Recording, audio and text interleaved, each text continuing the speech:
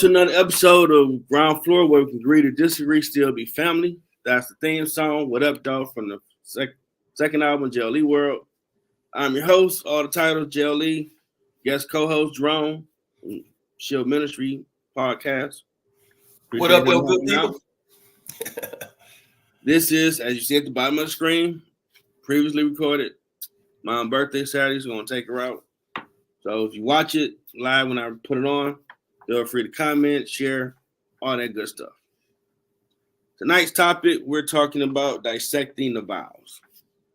And we talk about the vows, talking about the vows when two people get married. We're going to start off with one variation of the vows you might know of.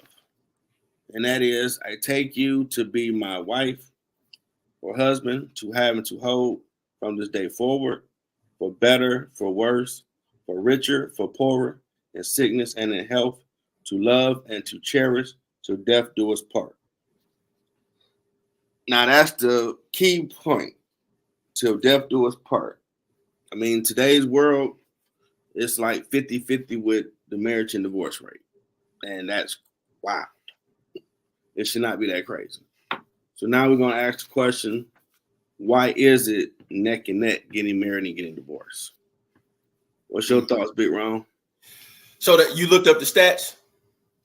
Normally stats would still be about 50-50. Okay. My take on the whole thing is, and I got a perfect way to break all of this vows down when we get a little deeper.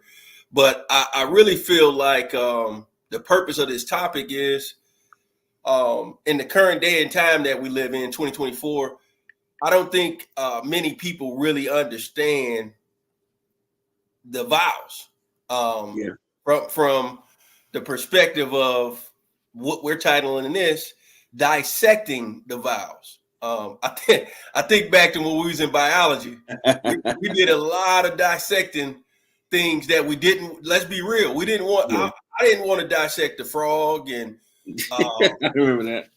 It was several other things we had to do in there. Thankfully, in our class, we didn't have to do the baby pigs or anything like that. Yeah. I heard schools that did baby pigs and stuff. So I was like, well, I'll take the frog any day. So I bring all of that up to say, marriage, it takes work for you to be happy. And if more young men, young women, middle-aged men, middle-aged women, older men understood that you basically sacrificing often, frequently, to you sacrificing to appease and please your spouse. And you're doing a lot of different things to make him or her happy, depending on what side of the fence you're on. If you're the woman, you're trying to make him happy. You're the man, you're trying to make her happy. And you're constantly trying to figure things out. I did read a stat. This came out in, so it's kind of dated now. This came out in 2000. It said that, and it wasn't ethnicity based, it was based across the board. It said that women who are raised in a single parent household are 91% more likely to be divorced. I'm going to say that again for the people in the back that didn't hear me. People over here on 10 Mile. I said that 91% of the women has nothing to do with ethnicity. So we're talking every ethnicity that you can think of. If they grew up in a single parent household, they're 91% more likely to be divorced. And so to answer your question, I think that that's part of some of the issues we're dealing with right now. We got one individual who grew up with both parents sometimes. We got one individual who grew up with both parents until one of the parents may have died or different circumstances. She's a widow, he's a widow. Life happens. You got some people who divorce and the kids grew up either with the mom, with the dad. Then you have some people who basically they just in a situationship, as they call it today, and it's a title thing for front, but the love was never really there. It's just sticking around for the kids, if you will. Yeah. So that's the I guess our intro or our segue into this deepness that we're going to get into here. Now, I did look up a stat, just be a little more accurate. CDC from May 6, 2024. Nationwide, the rate of divorce is 42%. And every hour, there are 86 divorces compared to 230 marriages an hour. That's wild. Wow. That's some high numbers there. That's some crazy stats right there. Now, even if you did the math for that, just for someone that might be a curious brain like myself, 230 divided by 86. That's like 2.67. Almost 3%.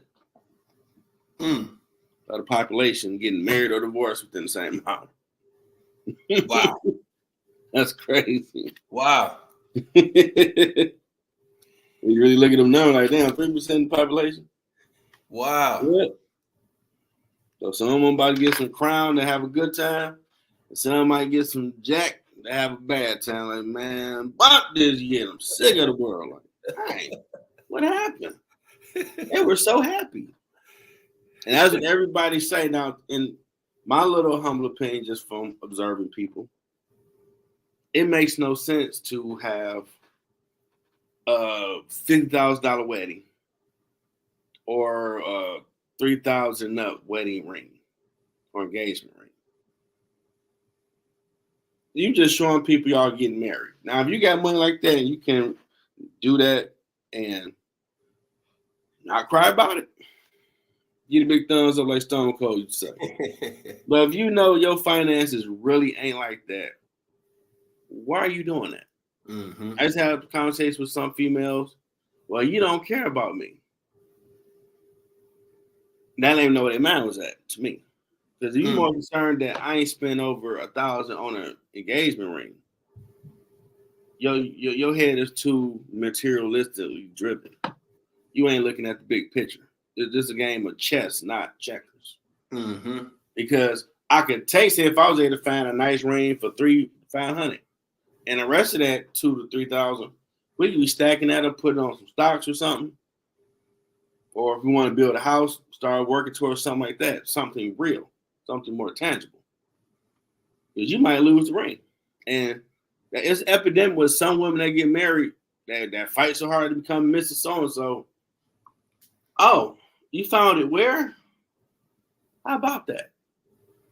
And the dude, you about to turn red like a Bugs Bunny cartoon, like all the damn money I spent on this thing, and you acting so frivolously that you left it in the kitchen, you left it in the bedroom, the laundry room, like what the hell? Hey, so, dude, that means something. Like, man, I put too much money on that ring. That better be joined to your hand like life. Give me those. Oh, I forgot I was over there. Nah, dog. You wasn't doing that when you wanted this bad boy. But put a little more effort and keep it on your hand. You know what's so powerful about what you're saying is, you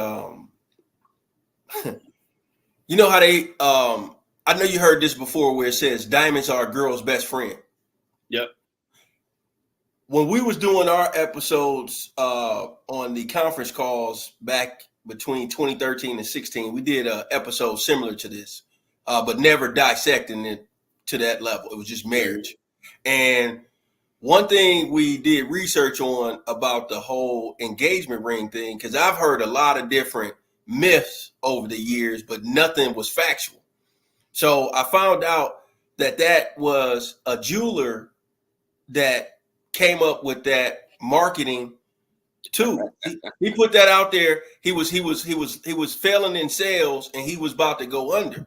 And he had to find a way to market jewelry, but make it seem like it was something that was fancy. So that's number one. And that was like I want to say it said it was like the early like 1940s or something like that. Okay.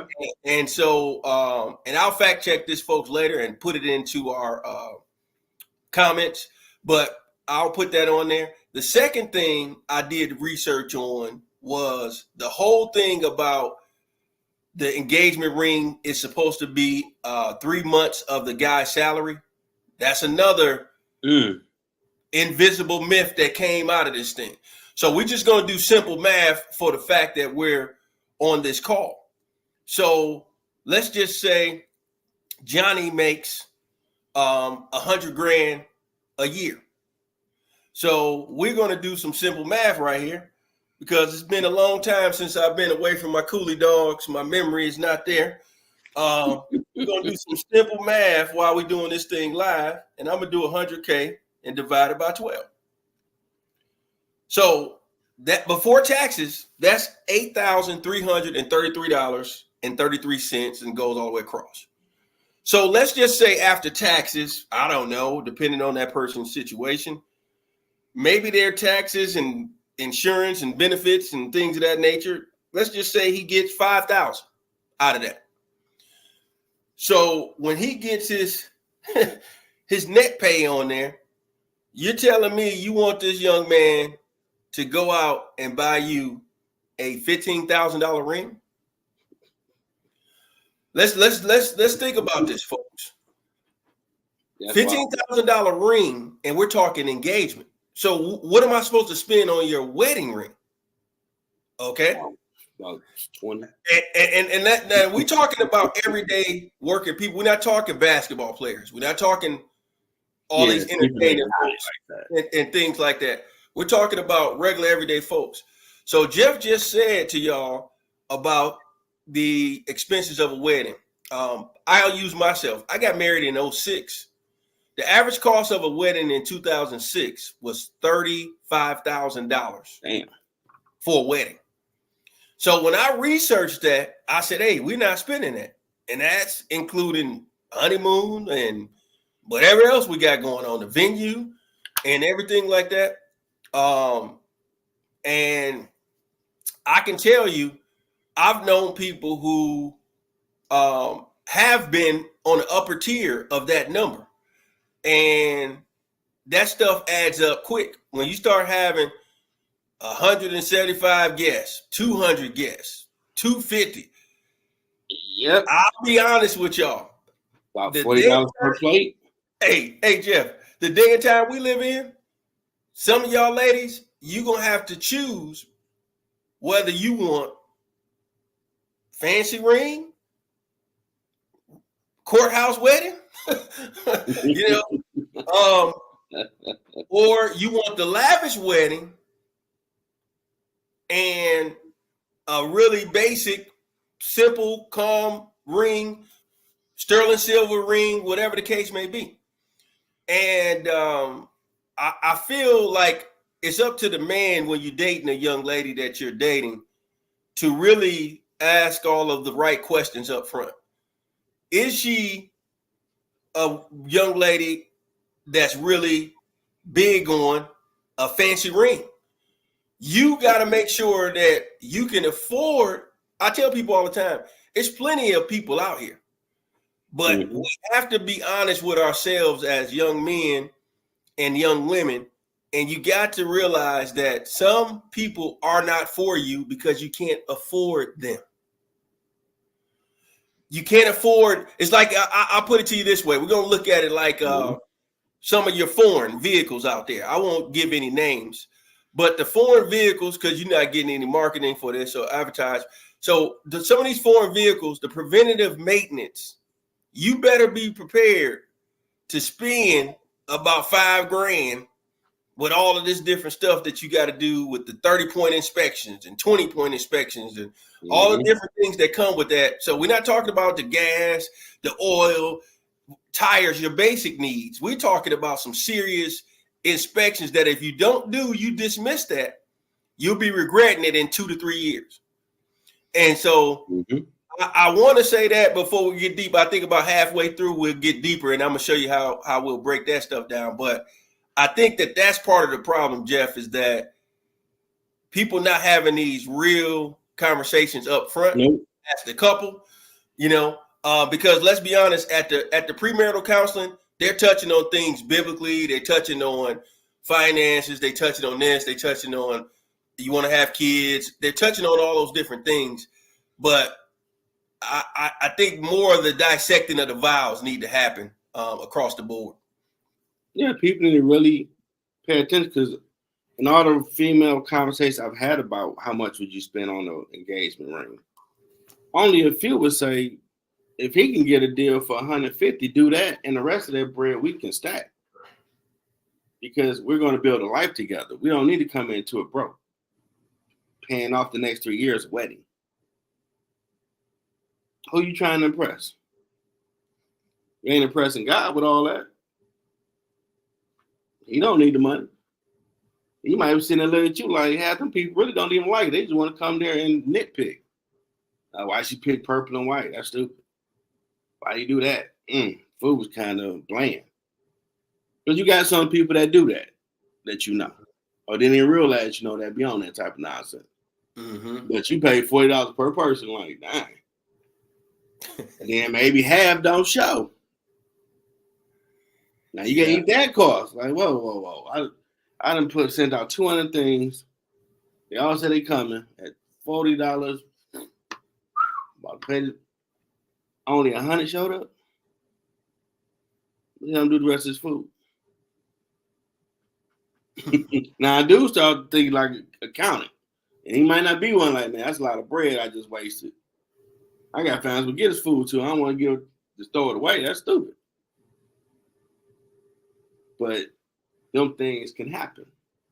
But even in looking at that female, when I had those conversations with females, it was more, you ain't someone to get married to yet. But why do you feel that way? I mean, I should have the Disney princess, blah, blah, blah. Like, that's probably Disney is fake news. It ain't real. Mm-hmm. That's the first mistake. You're wanting this man, because once he do it, he need to maintain it.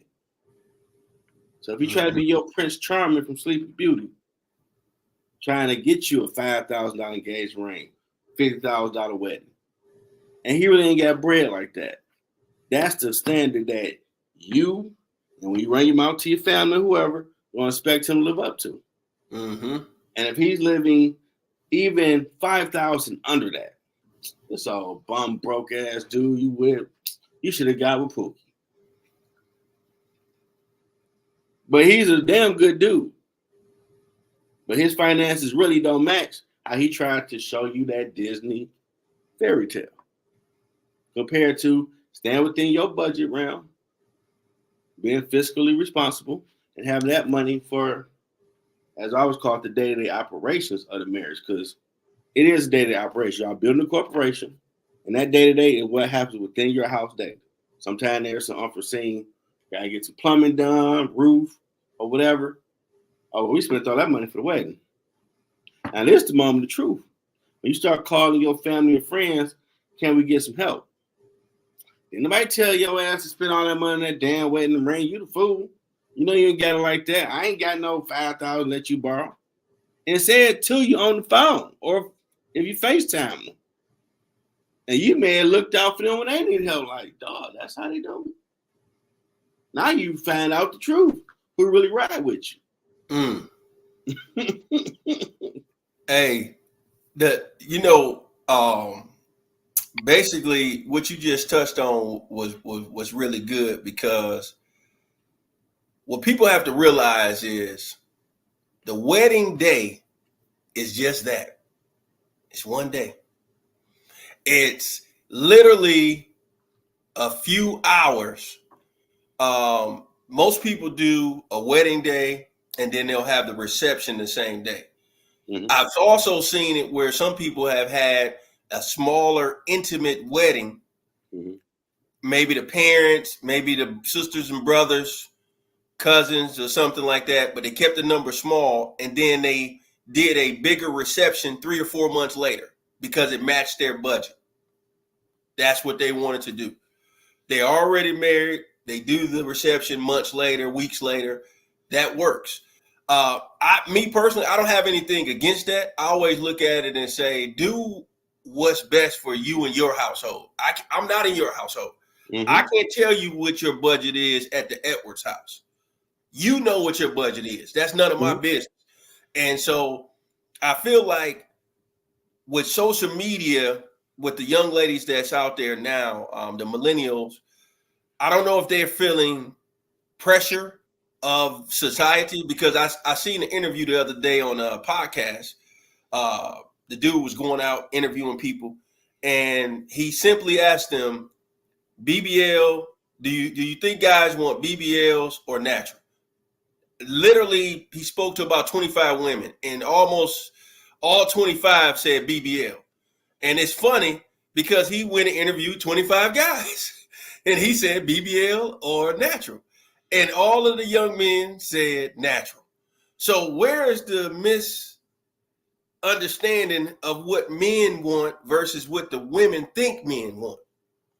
And I feel like when you go into the wedding day thinking that everything is going to be glamorous and glitterous like that wedding day, I want to tell you, young man, I want to tell you, young woman, you are highly misinformed. And please don't believe that everything is going to be peaches and cream like that wedding day looked and everything like that. Because yes, some people have some really nice colors in their wedding. Some people have some really nice lavish backgrounds at the wedding. The coordinator was immaculate, male or female. The photographers, immaculate. The videographers, immaculate. DJ, all of that. But do it within your budget. And I just feel like more people probably should do something like the courthouse, and you throw your lavish reception. You know, if you want to be seen, make it about you. Wear that same dress that you have. Do all of that stuff. Make your scene. They do the intros now. I done seen some nice intros at some weddings I've been to over the last few years, and they got fireworks now that they're doing. They're doing this fog machines. You come through the fog like you're like a WWE type situation. I'm like, dang, that's tight. But I just think more people have to do what we're about to do here in about 10 minutes, which is dissect these vows and really understand what you guys are getting into. And I challenge pastors out there, if you're not already doing that, I think you guys should start doing that now on top of your premarital counseling, because you want to help these young men and women, middle-aged men and women, and older men and women to understand what they're getting themselves into. Yeah. I mean, especially what you're talking about, I mean, if you know someone that did become a pastor, or maybe a pastor within your church, you could do it at your house. If you got a nice yard, you can do something real nice and then have a bigger reception later, or just something real intimate with the closest family inside your living room or whatever. And you're not at the courthouse. If you don't want that, it's ghetto or whatever. The goal is that you do it. Because, ground floor, we keep it grown. As they say, stand on business, that's all we do. 100. And if you with a dude and you've been with him shacking for almost 5+ years, he might not want to marry you. Because the dude knows if that's the one he's going to marry. And this dude could have been a piece of garbage of a dude not worth the air he breathed, the way he treat women. But when he come across that one, he going to change all that and get on the level God want him to get on. And you sitting there like, but he was a dirtbag to me and me and me. But this girl, he got on this grown man for her. Unfortunately, that with them type of dudes, you don't know when they going to finally hear God and get on their grown man business. So you might just be there for that season and put up with maybe it was abusive or was cheating, whatever, but he is a grown ass man with this one that he came across. That's the one. He getting married. He actually getting his credit together. Everything he wouldn't do with you, you see him doing. You might be pissed like, I got the skunk version of this dude. But now this dude, what the hell? It just wasn't you. Hey, what you just said was it doesn't get any more real than that. What you just said. I never forget I was watching a talk show one time, and the young man was brought back that the young lady dated from college, and she wanted to know where did she go wrong in their relationship, because she, women need closure, and sometimes us men, we don't necessarily give you closure. Closure for us is I'm out. You know what I'm saying? And some dudes need it too. Yeah, and some dudes do need closure too. And so we, especially if you're married, let me make sure, because we're on the married topic. Marriage, that's why people have counseling to try to save the relationship and things like that sometimes. But when one person wants the marriage counseling, the other doesn't, you can't force them to do anything. Nope. So if that person is done, whether it's the male or the female, you just got to wash your hands of it and pray, okay, God, is in your hands at this point. But what you was just talking about, I think that that's a real statement, because we living in a day and time to where it's all about what others thinking of them or how they feel about the situation. So my thing is, if you're one of those people who care about what people think of you or how the setting is going to be, here's what I would say to you. What really matters to you on your wedding day? And for those who are getting married this year, congrats. I just want to say to you all, I challenge you and that spouse to sit down as bride and groom, soon to be bride and groom, and dissect those vows, because what Jeff and I are getting ready to transition to here in about 5 minutes, we're going to break this thing all the way down from the beginning of what he read all the way down so that everybody understand what we mean by dissecting it. And you have to know that this thing is not going to be easy. I'll say this funny story. Jeff can attest to this. In high school, we had a teacher, Miss Constant. Today, you guys are calling it language arts. Back then, we just called it English class. And everybody knew what you were getting when you went to her class. Oh, that's Lady Jordan. Hey, this woman every summer. Shout out to Miss Constant, man. That's Lady Jordan. Hey, shout out to Miss Constant for real. This woman was going over to Oxford University every summer when we out for school to enhance her skills on whether it's Macbeth, Shakespeare, whatever she was enhancing her craft on, and she would come back and talk to you about different things. And for me, I started in her course 10th grade. I didn't come in the AP class. I started in 10th. And I can tell you, everybody told me, hey, if you could make it from 9th to 12th, you a soldier. If you could make it in her class from 10th to 12th, you a soldier. Well, guess what? The goal was to get to the 12th grade with Miss Constant. Let me tell you. And Jeff will tell y'all, I wasn't the biggest fan of reading any kind of books. The books we was reading, I wasn't a fan of.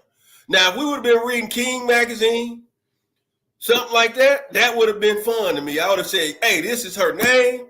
This is the size she wear. This is about the yams. Yeah. You would have been talking about something of interest. We would have been talking about music, stuff like that. So sophomore year, I was doing okay. Never actually great. Okay, and okay as in getting a B, a B minus. But junior year, I don't know what she was on. She went from what we knew of at that time, which was Michael Jordan, to a whole different person, which we know of today, which is like a LeBron type of player. So now, on us. Yeah. So now we got us a person who is running you over in the paint. Like I'm talking about, you can't do nothing. You can't do nothing about it. It's like, okay, man, please shoot the three. Don't come inside the paint. I can't take too many more of these hits. And she was coming down your aisle every single time. More work. So it was the workload she was preparing you for. And shout out to her again, because when we went off to college, writing a paper was nothing for us. Man, I laughed at Wayne State English. Like, man, this is what I got to do. Yes. This ain't bull crap. I'm knocking out 5 minutes. And she prepared us for the real world, and that's the reason why we're giving her a shout out. Now, I'll end by saying this. I'll let Jeff say his piece before we dissect everything. Let me just be honest about myself. I never made it to the 12th grade with Miss Constance. You know why? Soon as I seen her name, I said, "No, I already see." One time in life, you have to, as a young man and a young lady, you have to be honest with yourself. Yeah. I went from sophomore year of getting B's, fine, everything, the assignments, okay, cool. But junior year, when I say it was a struggle to get the C that I got and a struggle to get the B that I got the next go round, I said, okay, I'm on the tail end of this hill right here, and I can see either I got to get this parachute and go the other direction, or we about to take a tumble down this dang other side of the mountain. And it's not about running. It's not about being afraid. But why do I already see my demise over here, my head over here, my legs over there? And I said, I got to graduate. I can't stay in here. I won't graduate because her grade is going to be so heavy, it's going to throw off everything. Yeah. Now, the piggyback on the two things, to go backtrack, it go both ways, where the dude could be with a female and she is scumbag. But she find a dude that she won't, she become Proverbs 31. He left with the same. For me, she was a scumbag, always on some bull, some jive. It just be that way, unfortunately. But on the Miss Constance struggle, see, I'm gonna help my brother down paint the picture so y'all can understand.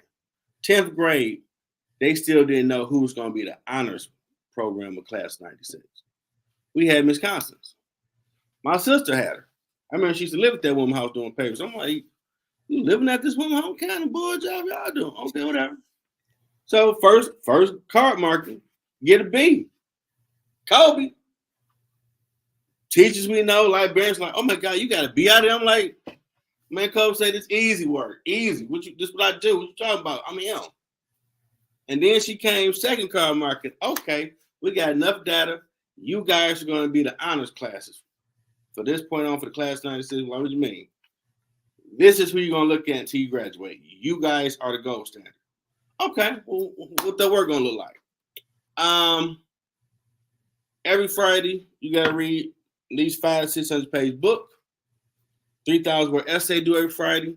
We're doing a Shakespeare, some type of crazy paper in the semester, 25 to 30 pages. Read that back to you. Every Friday. Book you're reading, 500 to 600 pages, 3,000 word essay due Friday. That how you say, what the fuck? What is this? You make it sound like being intelligent is a curse. What is this? And trust me, reading that stuff, dog, oh my God. What? I don't think I know enough stuff to write a type of 3,000 words. And when you come in with it, now she knew your family, this is where the problem came in. Mm-hmm. Is your sister Tracy?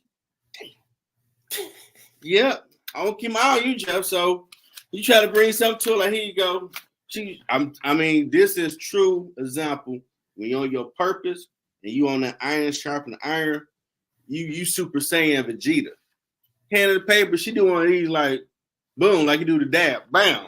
No, you can do better, Jeff. Like, but how the hell you read it that quick?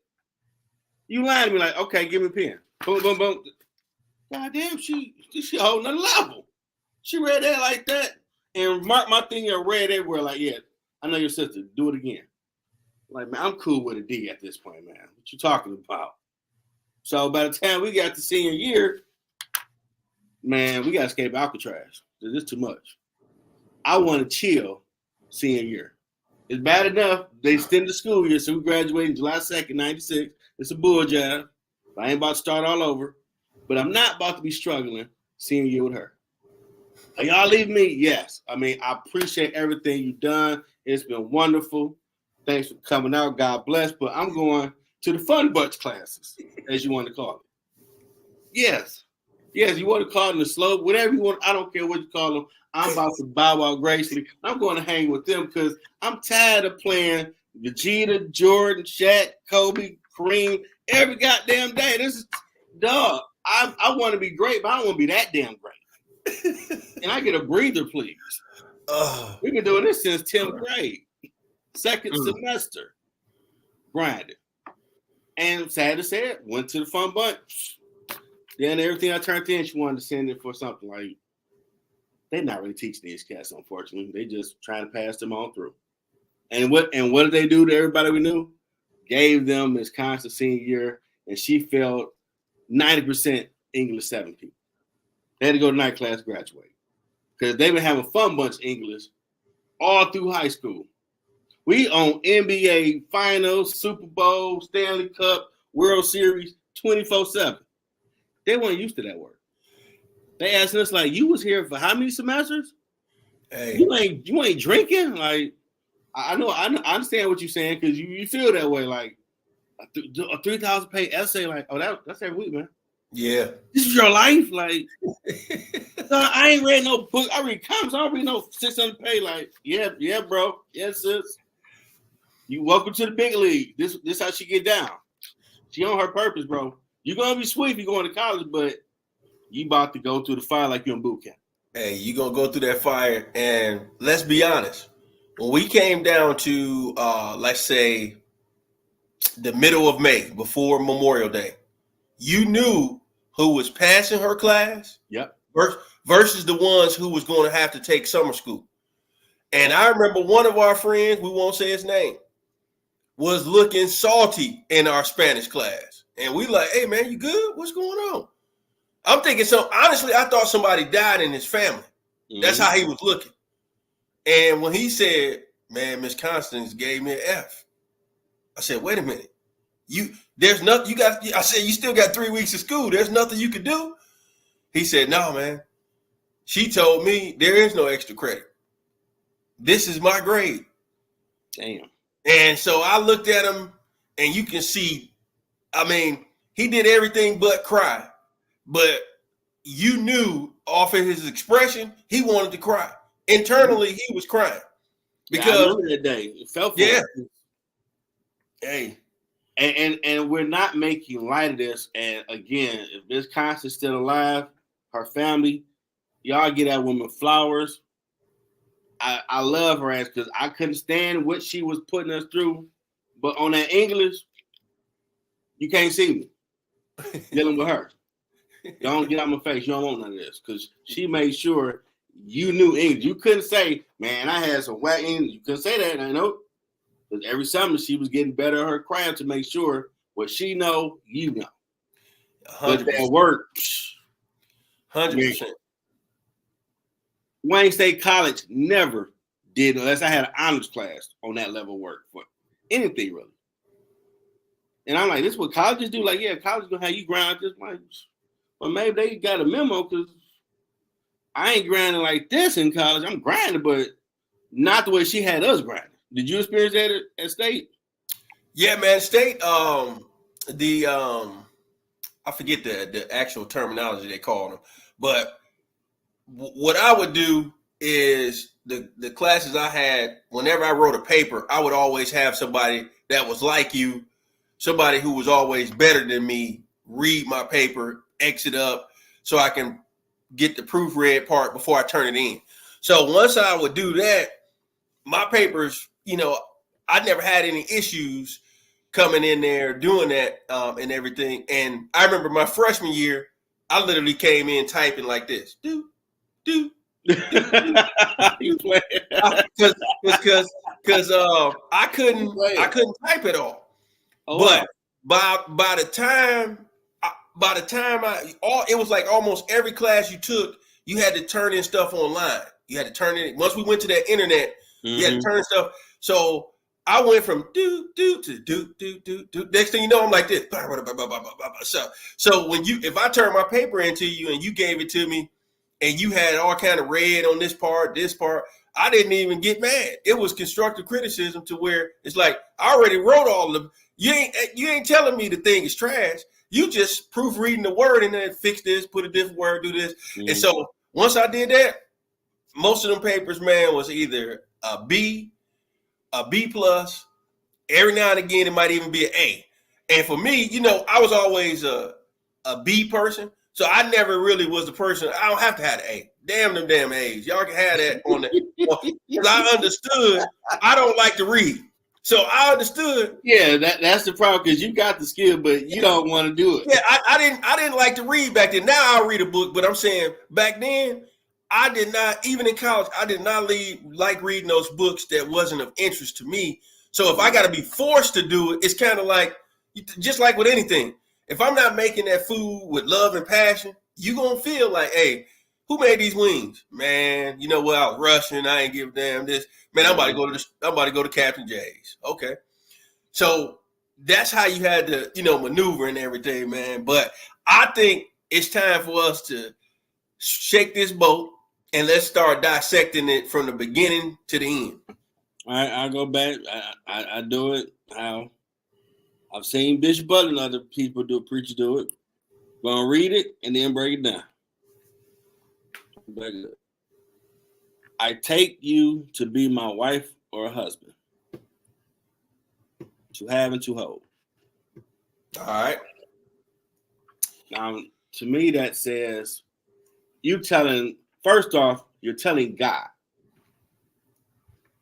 besides just the world, that this is the contract I'm willingly walking into, the way I look at it. Your take. 100%. Because marriage, you're signing, you're going to get what they call a marriage license. Mm-hmm. And most times, maybe not all, because we're not talking celebs and everything, but most times the young lady takes the young man's name. And some people even hyphenate their name, and they have to discuss if that's what they're going to do for their children as well. Mm-hmm. So I always say, have that discussion too early on, because you don't want to be shocked. You don't want to be shocked on a wedding day or getting close to that time and realize your wife doesn't want to take on Edwards, Griffith. Mm-hmm. She doesn't want to take on that last name. She want to hyphenate it. I've had some conversation like, we ain't getting married. Yeah.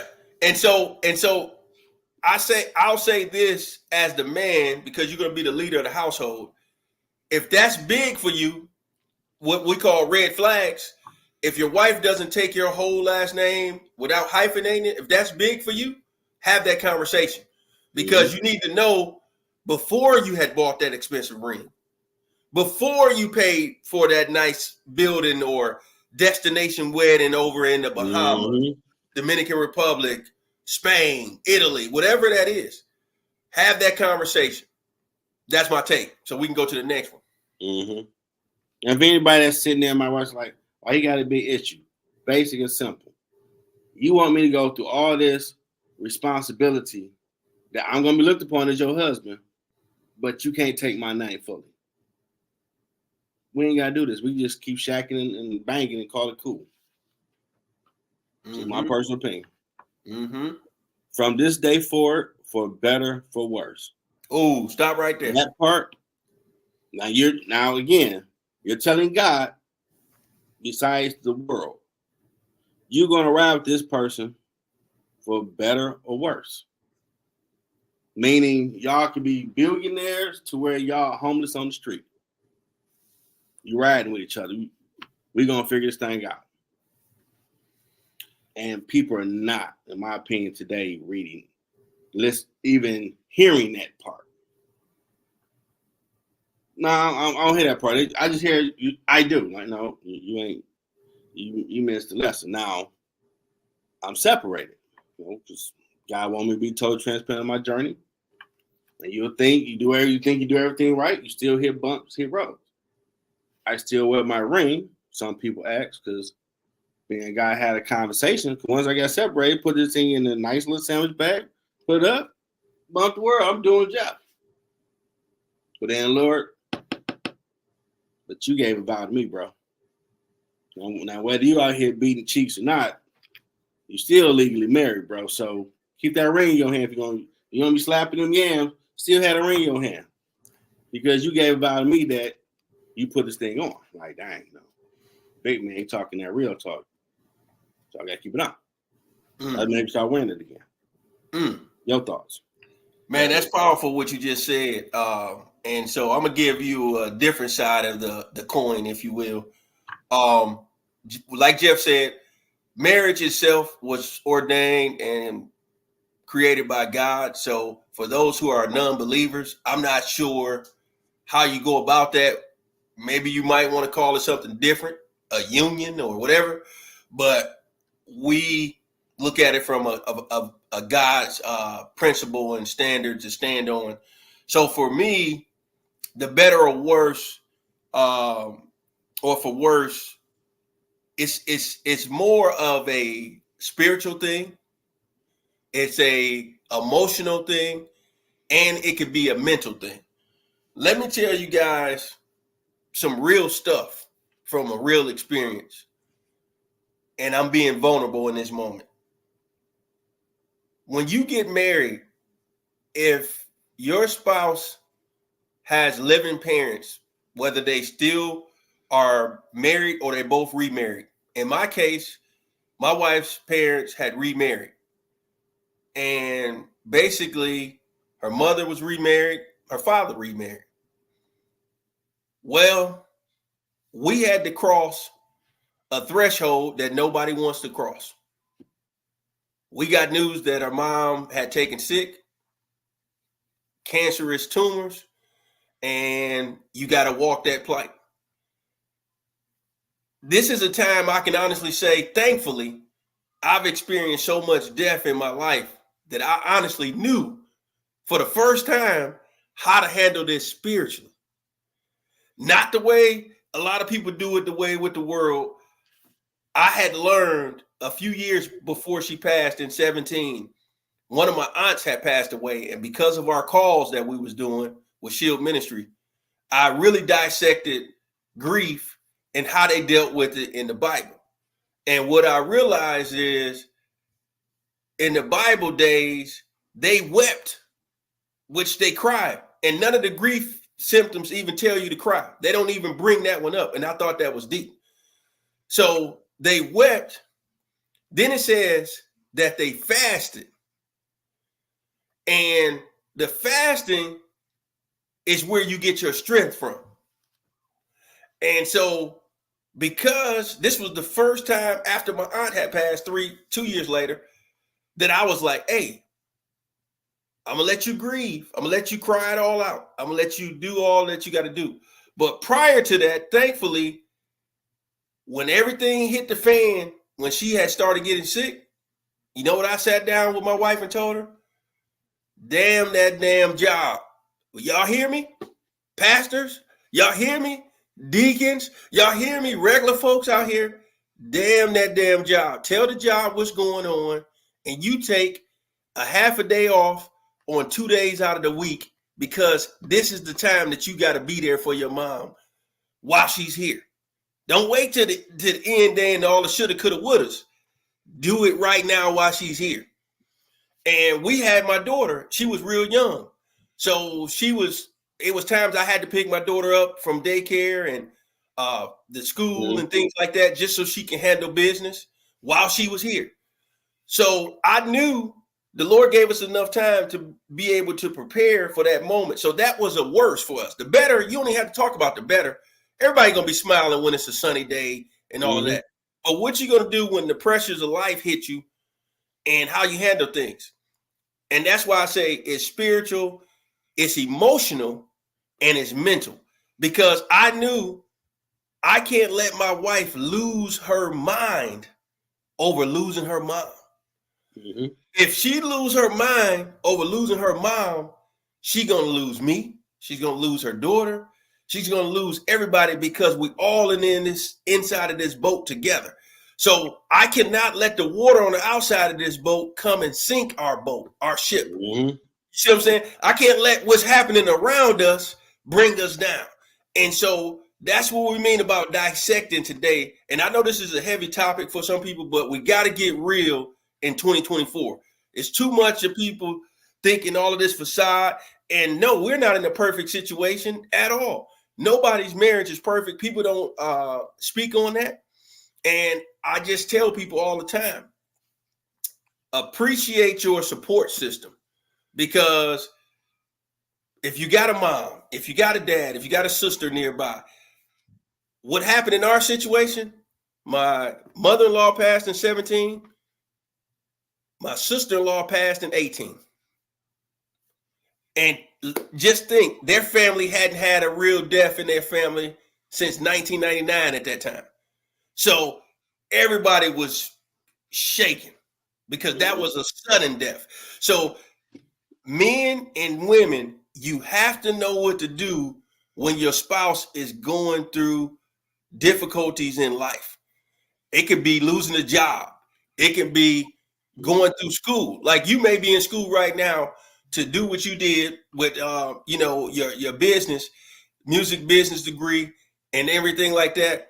You have to have the support of that spouse as you're going, because it'll make things difficult for you.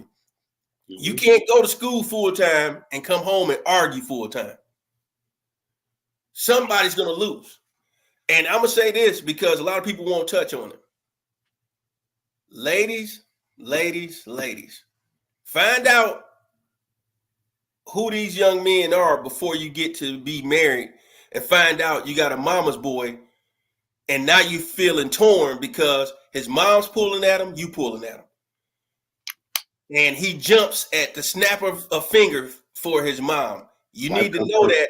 You need to know that as you're dating, not when you're married. You need to know that ahead of time so you know what you're getting yourself into, so you can address those things and know that he's wholeheartedly going to be about wife, and he's going to make sure he stands up for you in front of the mom. Because what I see and I hear women say is, he always take, and we hear always and never, that's absolutes. It's never good. Mm-hmm. Whenever you hear somebody, girl, say, he always, he never, that's one of those things that's like, wow, that means they never feel protected in those moments when you're going through those things. Mm-hmm. So that's my take. I'm going to let you go to the next one because I want to make sure people know, man, we got to give them this heat. No, man, that's fire because definitely, I mean, I do thank Word of Faith for all them really teaching when life happens. If you in your word is rooted in you, and that's how you're going to respond to it. Lord's my shepherd. I bind this and this in the name of Jesus, whatever you're going through, and you're going to have that endurance to deal. Mm-hmm. You know, I learned at the time when I wasn't separated, my wife was not good with hiccups. Car get jacked up. Start doing that. I learned you can't show you frustrated. You gotta be like Bruce Lee. You gotta be like water. She gotta know, oh, we got this. God got us. We got it. I got a zillion ways we're gonna fix things. Don't worry about it. And unfortunately, it gave me a superpower where nothing really fazed me because I had to make sure she see world on fire. We good. Don't worry about it. Because if she get like that, we might be in the hospital because she's having a panic attack. Thinking it's a heart attack or something. I can't keep coming. I gotta go to work in the morning. So I had to learn self-check. She can't see you stressed out being the lead and protector and provider when y'all get when life happens. You got to stay like this, dog. It sucks, brother. I know. Go to the Father grave site, kick the dirt, and do yours in private. But around her, man, God, guys, we're going to figure this thing out. Don't worry about it. So you got to start learning them things about your man as well. Like, if you see there might be one like that, and fellas, It's come territory. You like being the president, you own the country. You gotta show through any storm you're unflappable. So they know, okay, and hopefully you'll listen to the Lord to guide you. Because if they see you ain't freaking out, okay. Yeah, house caught fire, but Jerome, he ain't tripping. Jeff ain't tripping. He gonna figure something out. We good. But if you ain't doing that and she feels she got to do your job, she like this. Stress the hell out. And you ain't offering no type of solutions. Not good. 100%. Now we talked about you on the for richer and poor. Poor in sickness and in health. No, so we'll start with the for richer and poor. Okay. Now that's similar to what I just said earlier, but I reiterated. You got an idea, you work it out, billionaires. Something happen, IRS come in, y'all po, damn about to be on the street. Y'all still got to cling to each other. It can't be, well, if you was doing your job as a man, I wouldn't be feeling like this. You know, my mom and my girl was right. I should have got with Pookie and them. I mean, he a dope dealer, but at least he always got money. Yo, sorry, woo woo. Can't be that. That's the vision. I gotta say it like this. And you shouldn't be telling anybody, like, if they saying that about you, man, you should be, no, he got this, and shut up talking. Watch your mouth. As vice versa, he need to do the same. No thoughts. That's good, man. So clearly it's stated for richer or for poor.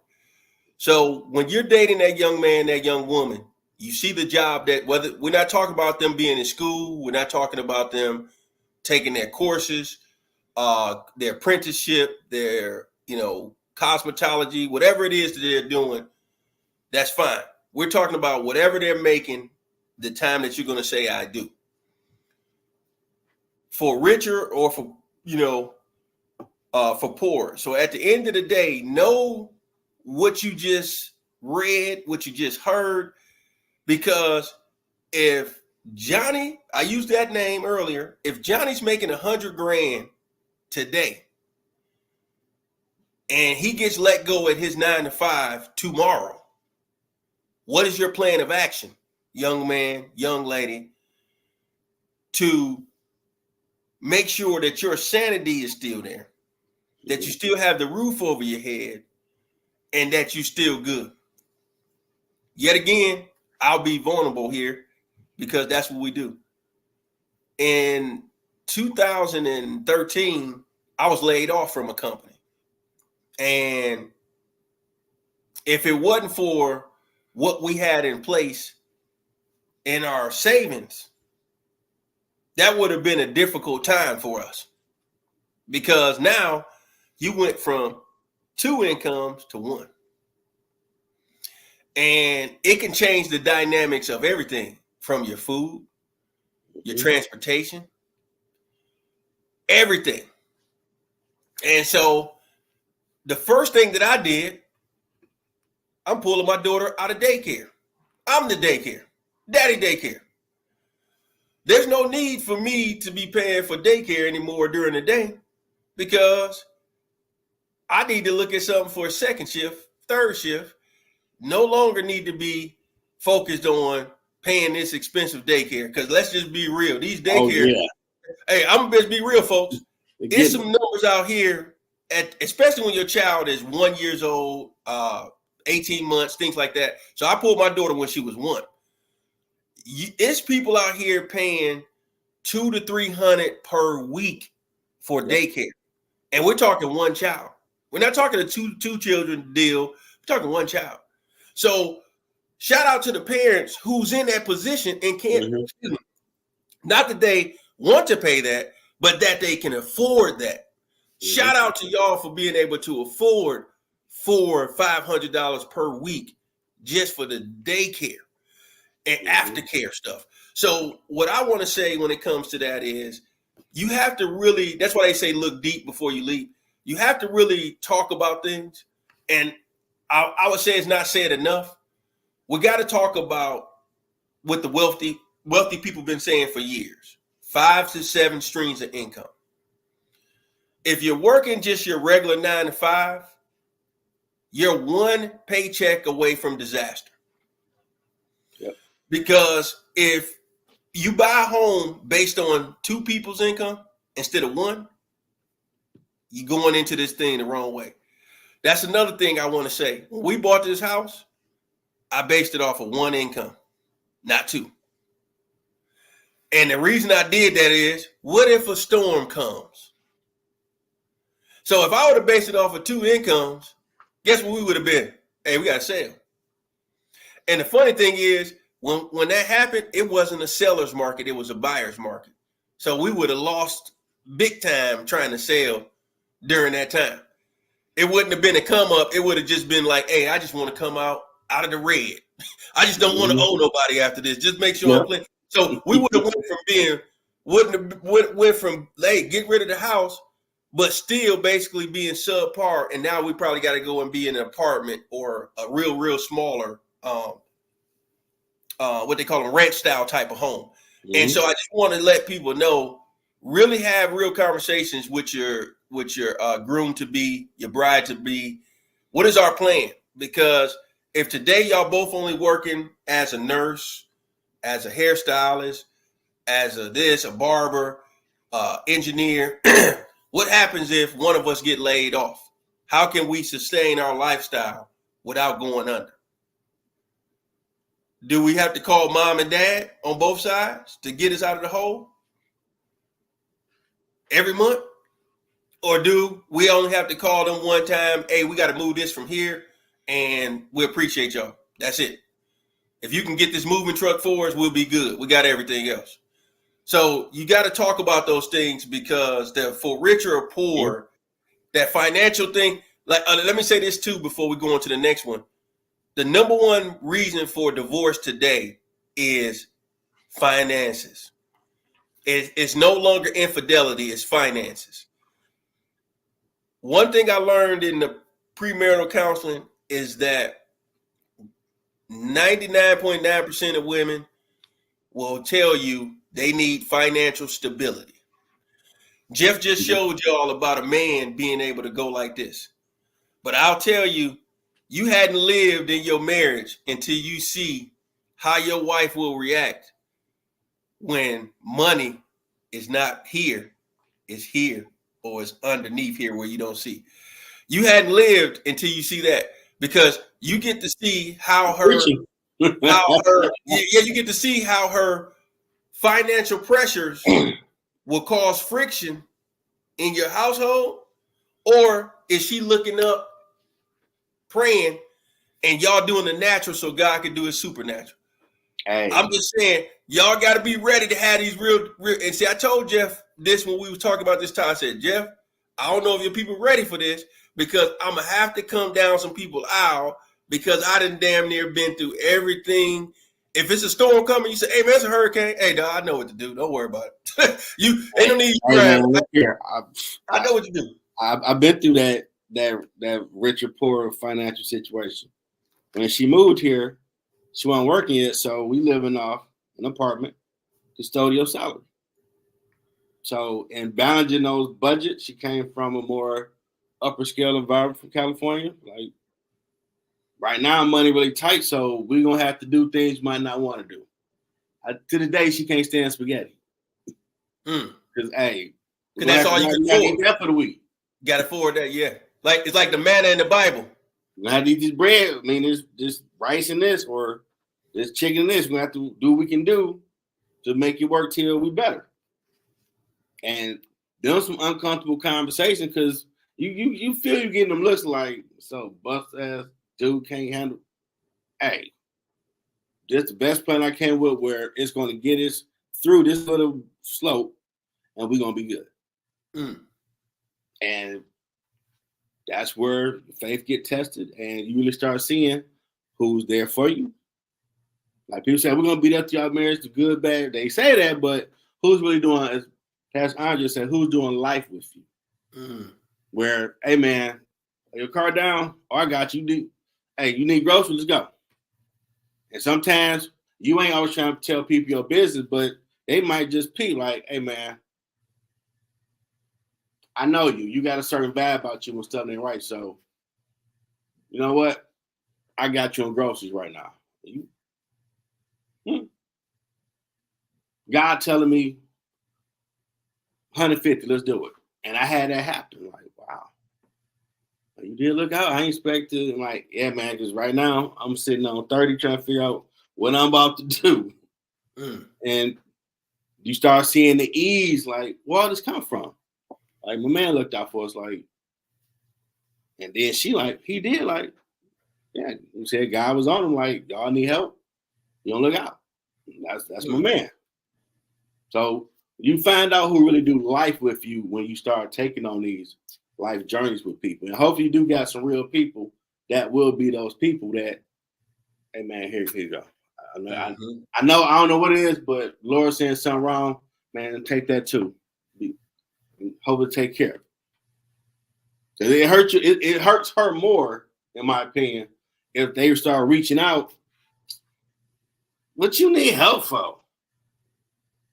You think this person, your ace boom coon. And she talking on you like you a beggar. Like, girl, whenever I was up, I always looked up, but the one time you clutching your pearls like, oh, this bum get away from me. Like, wow. And that's a shocker. Then you gotta have a conversation, reel back in. We're gonna stay on the Lord with this thing. I know you found out an uncomfortable truth about who I peeped that person a while ago, but I wasn't gonna say nothing. That's your friend. Just pray for him, leave him to the wayside, and we get back to this. So at the end of the day, that's all we got. As long as we lean on the Lord with it, He gonna make a way for you. Do your part, He gonna do the rest. That's good, bro. We gotta keep it real, ground floor, in sickness and in health. That's the lost art form in 24. I mean, there's videos out of side reels of, oh, he lost his job. I'm divorcing him. Oh, they got cancer. I'm about to be with old Chuck and get rid of this bum. Or Sicily. Wait a minute. Your wife bedridden about to die and you about to be, ain't got time to be carrying you around wiping your ass. You got me messed up. That's in the vows. What are you talking about? On my new album, I wrote a song called Vows because it's supposed to mean something. What are you talking about? You ain't, when that valley come, you ain't trying to walk through it with the person that you told the world you ride with till the wheels fall off. And when one wheel fall off, where lift at? Because I know we had one car after we had two. I learned what a lift was. Because should we get off about 5? I get off at 2:00. I like Wayne State, but I ain't trying to live here. And after a while, like, you know what? Let's see the way me get to the crib. Oh, this before COVID, $10. So we need to budget maybe get $30-40 because maybe some days she get off, come straight here, or she's still working. I don't feel like being on a Friday. It's Friday. I want to be at the crib, just on the porch, just feel like I'm off work. I don't want to still be, well, I'm in this building, that building, walking around, whatever. I'm out. So I started using Lyft because real man makes sure wifey good. And anybody out here listening to the replay of this, real men make sure wifey's good. You got insurance on the car, everything work on, you got OnStar. So if anything happened, you know they are safe so you can get to them. You might not be able to walk off the job and just go there. So you need to have some things put in place where they're okay. And people you know that can be a proxy for you to get there until you can. That's why if you're a real dude, you have Avengers, I call them. It might be someone know mechanic stuff, finance, whatever. Anything that jump off, I know someone with that. I got this covered. And that's for your wife, fellas. Everybody supposed to have access to you. That's GA classification of your network of people you establish a relationship with that will look out. Oh, I got a tow truck. I got you. Don't even worry about no money. Where she at? All right. I'll let you know I made it there. Whoop, whoop, whoop, bam, bam. And you can trust. Ain't gonna be no foolery. Because they get deep. Because sometimes you're trying to impress, you allow the wrong people into your network. Mm-hmm. And you might have them uncomfortable conversations. I have them with some female friends. If you sleep with that cat, he needs to come get you if you stuck on Saturday Road with no gas. We ain't fucking. That ain't my job. I'm just your friend. There's rules and levels to this dating thing. If you say you got a boo-boo that's laying up with you and you have a problem, you got a bat sitting you throwing up in the air, don't call Batman. You better call the Batman or whatever he is to you. Let his friends come put gas in there, whatever, not you. I had it happen once and told her to her face, if you didn't have these babies in the car, I left your ass on the side of the road. You fucking so-and-so. Go wake that sorry ass nigga up to come get you. Yeah, I said nigga. Get him up. Don't call someone that you ain't trying to rock with. That's just your homeboy in the friend zone. Nah, call the dude you giving the pussy to. Call him. That's his job to come get you and take care of whatever your issue is. Pay attention to that game I just gave you. Might save a lot of your time. If they think you're going to be that Batman that really ain't saving their city, getting the yams, they'll use you. Every time they're in trouble. But you mess with whatever. Call that dude. Now, some people try to switch it. Well, men's supposed to. Nah. Because uncles in old school taught this as well. If she got a dude laying up with her, it's his job to take care of her needs and his network. Or she need to be sleeping with you. So since she ain't on that level with you, that's cool. Tell him to go figure it out. Well, he ain't that smart. Pick better.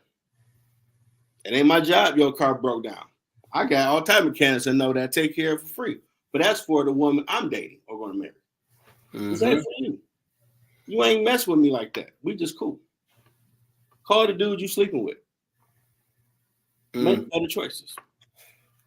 Man, that's good, man. Tell this dude all the time. Your boy PJ texted me. PJ, what up, Chuck? No, actually, he called. I had to tell him. I got it off. I texted. I had to hit him with that. Through sickness and in health. I'll just say this before I give the personal experience in our relationship. I'll say to anyone out there that has the desire to be married or have an upcoming wedding date this year or next year,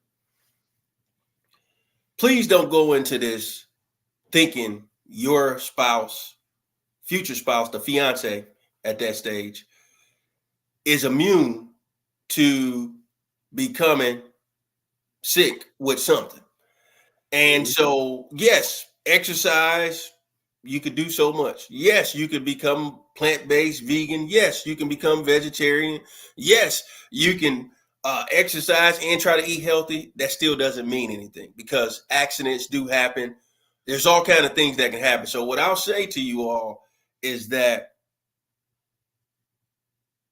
be prepared in your premarital counseling classes to dive deep on the sickness and the health. And what I mean by dive deep, ask about examples of couples who may have lost their marriage based on someone getting sick. I'm going to start with the good and then I'll give you guys a bad experience. One time, people told me stories about living in the South. If they get 1 inch of snow, no school. I said, no. I said that can't be true. So this happened in 2010. We had a really bad snowstorm, and I'm saying that sarcastically. 3 inches of snow.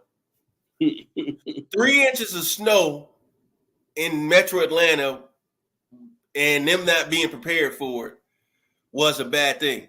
So me being who I am, as a husband, you're a protector, you're a provider, and you got to basically profess or just show your love in those 3 categories. So I said, let me call her. This snow is actually going to start at 1 p.m. And again, I'll say to you all, Damn that damn job. Corporate America, entrepreneurship, all of you need to get home safe. It's my job as a husband to make sure you get home safely.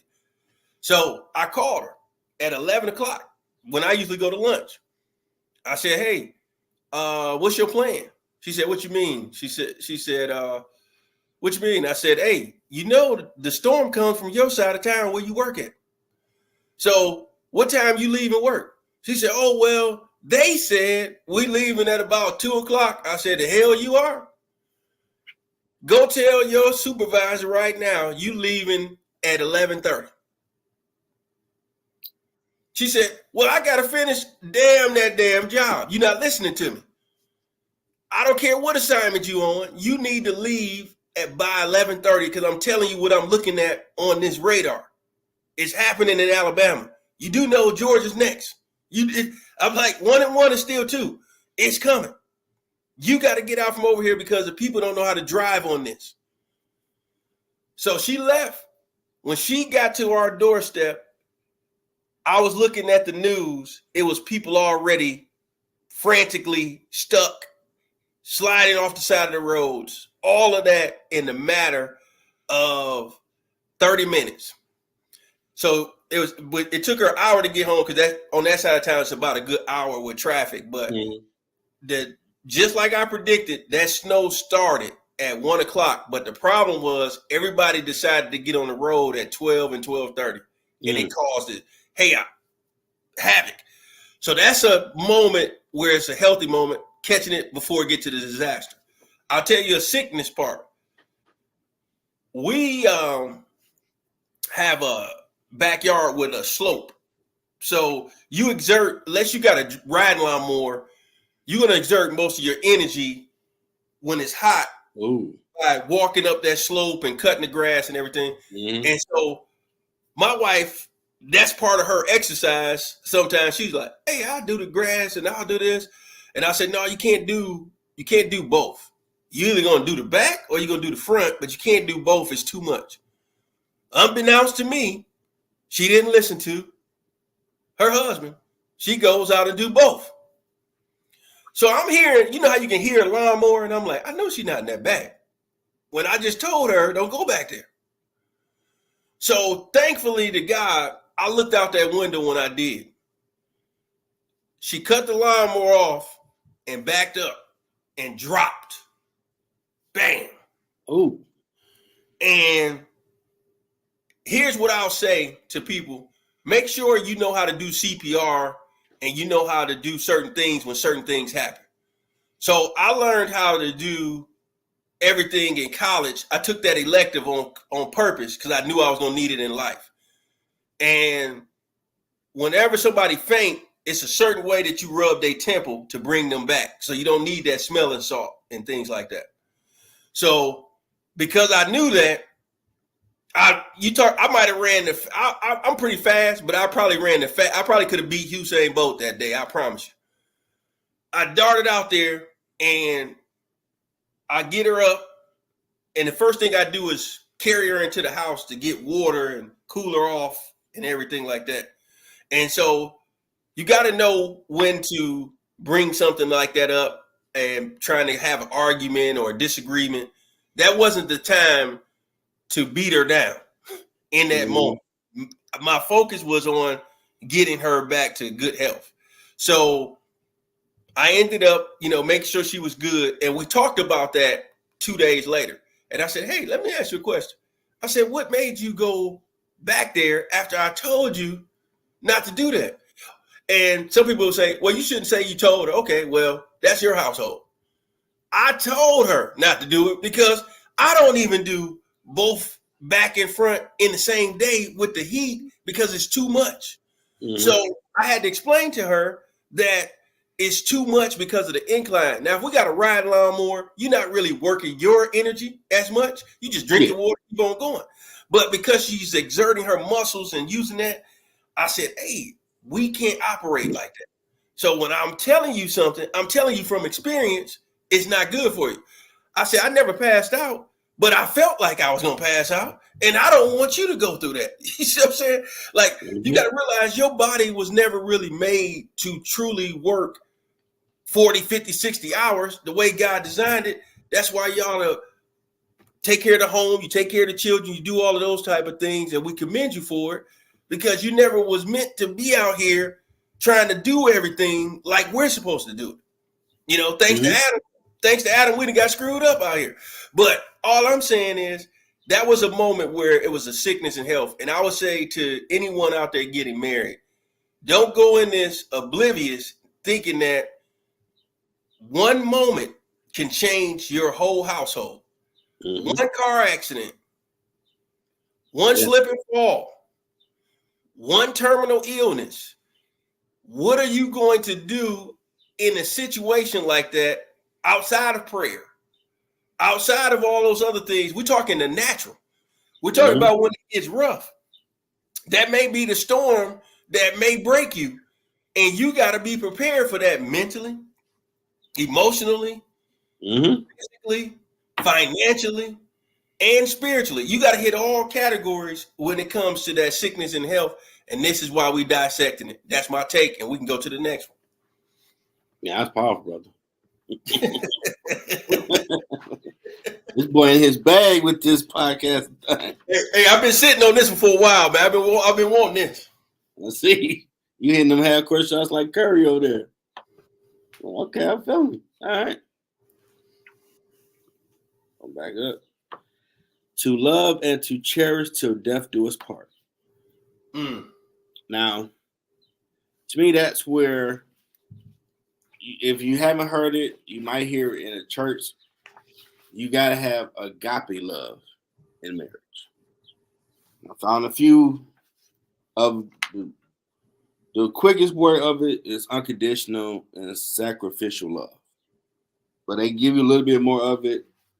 The kind of love and action that shows empathy, extends the desire for the good of the beloved, wants the best, extends help or demonstrates good intentions, and is intended for everyone.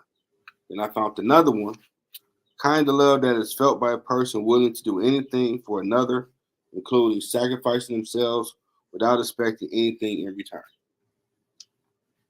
I don't think a lot of people probably may have heard of that or even consider that type of love. They consider it for their child, but not their spouse. Like, definitely get life insurance. As a provider, you should make sure your family is covered if something happens to you. They ain't got to do a fish fry or whatever to bury you or cremate you. You know, definitely. And these things you got to look at. And I know a while back, me and my wife at the time had a conversation about, like, so when you sound to be a provider and all that, I don't know if you talk to someone about these scenarios, like, okay, so how do you view doing your job as provider? My job is to make sure if anything happened to me, you're good. So if we have a family, you ain't with no jet lag clown that you're going to feel indebted to that treat you and my kids like garbage because they take care of all the bills because you ain't prepared to be able to do everything on your own and be okay. So it's my job. Whatever I know, you know.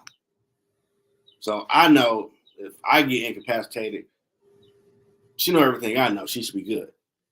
She just got to implement it. And if it's a situation of something life and death, well, it's my job to take the bullet.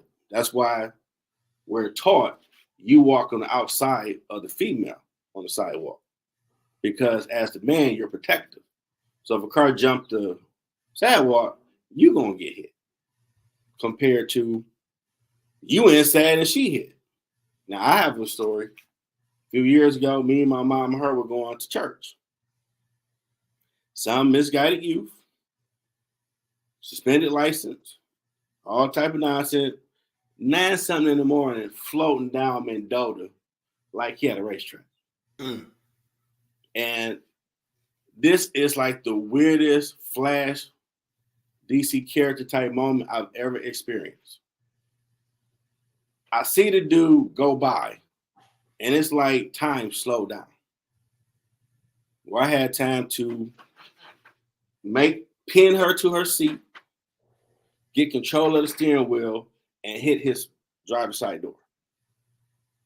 And after we hit, my hand was still stuck on the steering wheel. And I pinned her in like a death grip. I didn't realize that time she was pregnant. And Jeff, I'm okay. You can let go because I'm still processing. Now I realize I still got her in the seat pinned. She ain't moving. My mom's in the back seat. So I'm getting out, still processing all this. Like, you okay? Mom, you okay?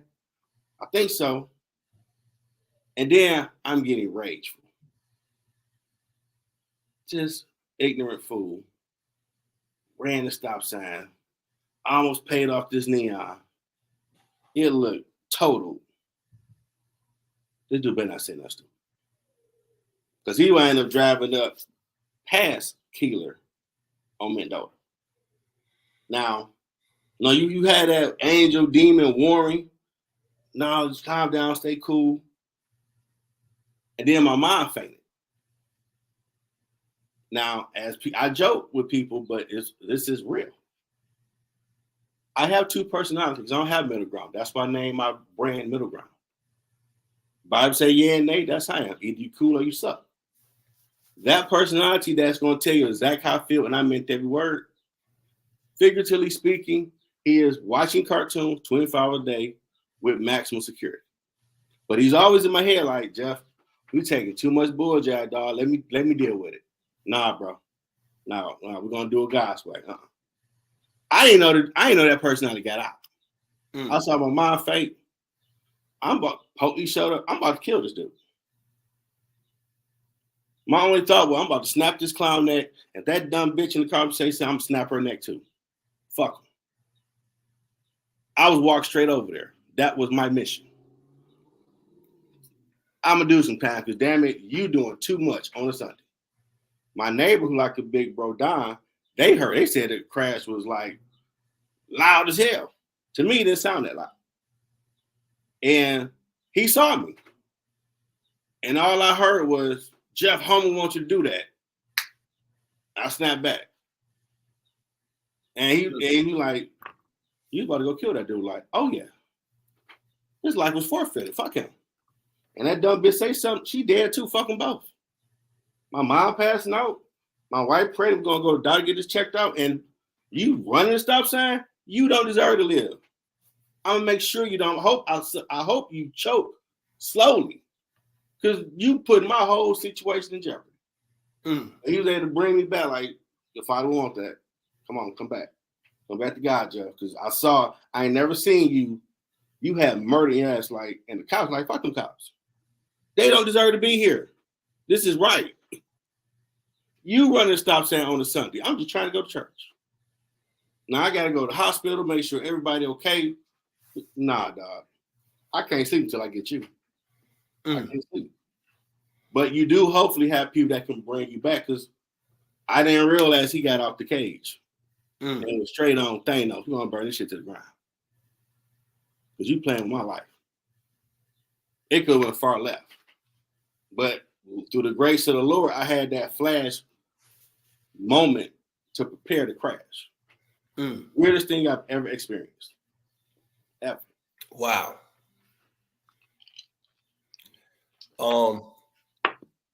You touched on to death do us part earlier. I was saving it to the end on purpose, so I'm gonna do both.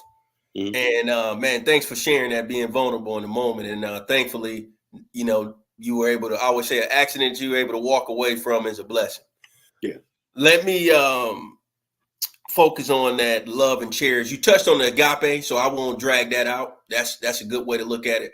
It basically breaks down to pretty much all of us out here, people operating in conditional love. Let's just be honest. Yep. I love you until you gain XYZ amount of weight. I love you until you lose that job. I love you until you stop buying me the handbags I want. I love you until, it's all of these until. So Um, No, you're right about that. I said I wasn't going to touch on this, but we have no choice. Because of the way the Bible is set up, some people, unfortunately, don't know the vehicle that they're getting into until they say, I do. True. And I just have to say, young men and young ladies in that situation, I'm not saying do anything against your moral beliefs. But, young lady, if you know you're a born again virgin, and you're used to a certain size, might want to have those kind of conversations, and you might want to do I'm not going to say a test drive, but you might want to do something to make the individual happy. So that way you know what you're getting yourselves into, because you don't want to get on the wedding night and realize, oh, he ain't what I thought I was going to have. No. So you loving him until, so your marriage is going to be 2 weeks, 2 days, 3 weeks, all because you didn't know what he was working with in the bedroom. If that's something that's going to be pivotal for you, you need to know what you're going to be up against. So that's what I mean by that conditional love. Yeah, I've heard people say that. With Jeff talking about the agape love, yes, for those who are truly involved with church and truly connected to Jesus, those people have a higher chance of being able to walk in that agape love. But we're talking 2024. People's patience is this thin. And I'm one of those people whose patience is real thin. That's the one thing that I know I don't have. You know, the Bible says patience is virtue. I don't have the patience to deal with a lot of foolery. And so that's why I communicate, because I can't read your mind. So I'm constantly asking questions. I'm constantly trying to figure out what's going on with you, because I don't want to assume. I don't want to ever feel like I'm trying to be over here playing mind reader. We're too grown for that. I don't have time for that. So I think the cherished part of that is you just, really being respectful and doing the sweet, I call it the sweet nothings, doing the sweet nothings that got you the individual. Yeah. I don't think a lot of people, and I'm talking women too. Women, it's not all about receive. It's not all about, whatever your love. What I think this is where the love languages come in. Yeah. Understand what your man's love language is, just like he should know what your love languages are. And if it's for him, if it's quality time, if it's words of affirmation, we don't need it as much as women. But it is nice to say, hey, when you came and fixed my tire at work, I thought that was such a kind gesture. And I know I'm, your wife, but I just want you to know I appreciate you as my man, and I'm glad that God brought you in my life, or whatever. It could be something small as that. See, man, we don't need handbags. We don't need those, receiving those gifts and things like that. Some of that stuff people buy, the dude don't even wear it or do this, but it's just nice to hear those words every now and again. So whatever the person's love, I think that's where the cherish come in at, just knowing the person's love language. And because no matter whether you dated or married for 10 years, 1 year, 20 years, you still want to court your spouse. You guys still want to go on dates based on your budget. If your budget is allowing you to go on dates 2 times out the week, keep that. If it allows you to go once a week, keep that. If it allows you to go once or twice a month, keep that going, because that's what's going to keep the spice. That's what's going to keep. And I'll give this advice too before I get to the death part, and we'll be able to give closing remarks. When you go on a date with your spouse, in particular dinners, because I know lunch dates, both of you at work, we get it. When you're at dinner, 6 o'clock, 7, 8, 9, put the phones down. Don't worry about none of the girlfriends, none of your boys. Talk about Madden, the new NCAA game, damn all them games. Damn the girls talk, the girls trip, the fellas trip. Make it about him, make it about her. If we all was more intentional on our dating like we did in the very beginning, because see what happens is people get comfortable.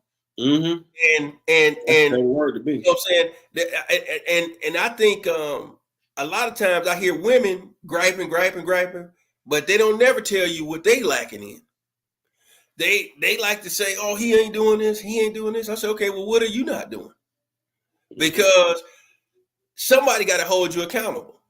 And so just be realistic, have realistic conversations. If you still like to go to your favorite restaurant, whatever that was, sometimes if you love steak, you love capers, tell them, hey, we ain't been to capers in 5 years. I still love capers. I want to go.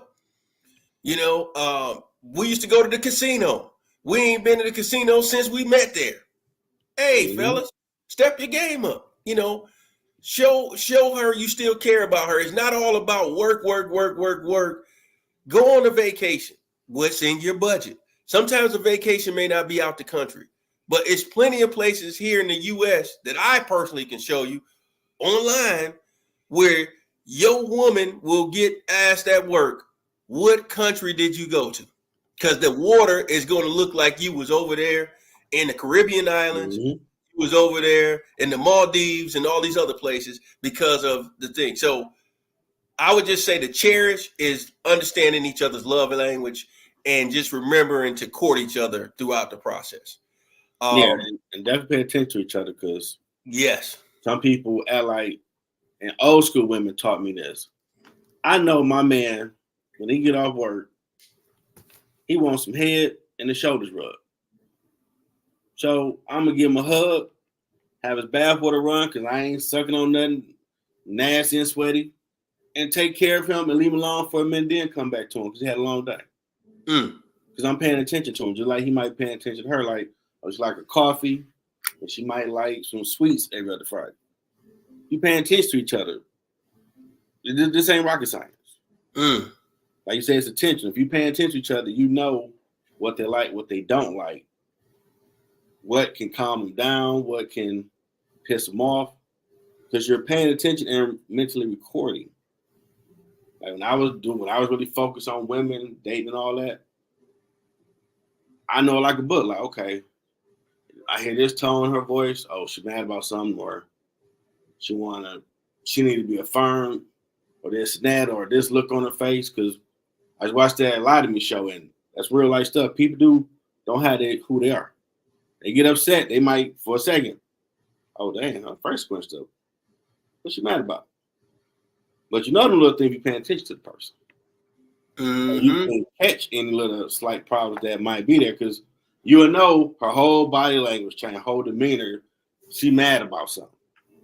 Like, you shouldn't be talking to the fella like, man, I don't know what's wrong, because you guys old school cats gonna be saying, you with this person, you don't know nothing about this, no identifiers about this person, traits or tendencies. You live with them. What the hell you mean you don't know nothing? You ain't doing enough paying attention. You don't know tone of voice when they upset, or this and that, or how the body language, they slam something. Yeah, she always slam a cup. She mad, fool. Is she singing a song when she slamming her hand? No, like, come on. Like, you supposed to know the person you're with. You ain't supposed to be strangers living in the same home. Hey, that's good, man. That's really good. So our last one, to death do you part. That one is deep in itself, just because a lot of people see that as we both going to grow old together and then death will do us part.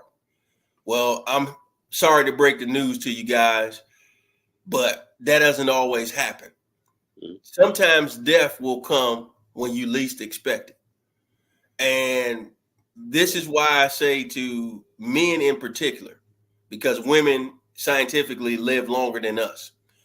So what you can do to help prolong your life is making sure you're doing your annual physical checkup.